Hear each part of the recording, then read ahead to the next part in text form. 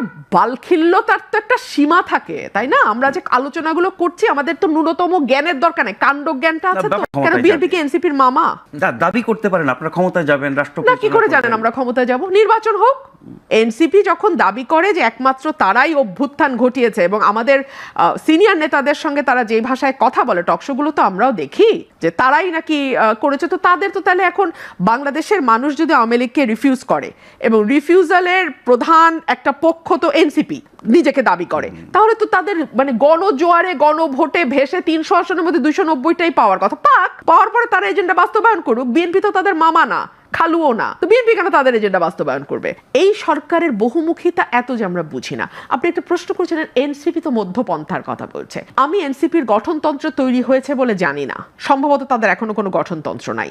তারা ঠিক কোন আদর্শের উপর ভিত্তি করে রাজনীতি করতে যাচ্ছে সেটাও কিন্তু আমরা জানি না। আমরা তাদের রাজনীতিটা পুরোটাই দেখেছি আওয়ামী লীগ কেন্দ্রিক। আওয়ামী লীগকে ব্যান্ড করো, আওয়ামী লীগের মানে সব পুরোটাই আওয়ামী লীগ কেন্দ্রিক। এর বাইরে তারা মানুষকে কি দেবে, তারা কি ডেলিভার করবে আমরা জানি না। তাদের দুটো দাবি, একটা হচ্ছে আওয়ামী লীগ নিষিদ্ধ করো, আরেকটা হচ্ছে বিএনপি কে দিয়ে সব সংস্কার, মানে বিএনপি যাতে তারা যা বলবে মামাবাড়ির যত আবদার আছে বিএনপি সবগুলোর সাথে তাল মিলিয়ে যাবে। এই হচ্ছে তাদের দুটো, মানে এখন পর্যন্ত মেইনলি তাদের এই দুটো জিনিস আমি দেখছি। তো এই দুটো আবদারের মধ্যে তাদের গঠনতন্ত্র কি, আদর্শ কি, তারা কি করতে চায়, তারা মানুষকে কি দেবে, তারা যদি আগামীতে রাষ্ট্র ক্ষমতা আসে। দেখুন নাজমুল ভাই, প্রতিটা দল কিন্তু নির্বাচনে যায় জিতবার জন্য, হারবার জন্য কোনো দল নির্বাচনে যায় না। সুতরাং প্রতিটি দলের একটা প্ল্যান থাকতে হবে যে আমরা ক্ষমতায় গেলে কি করব।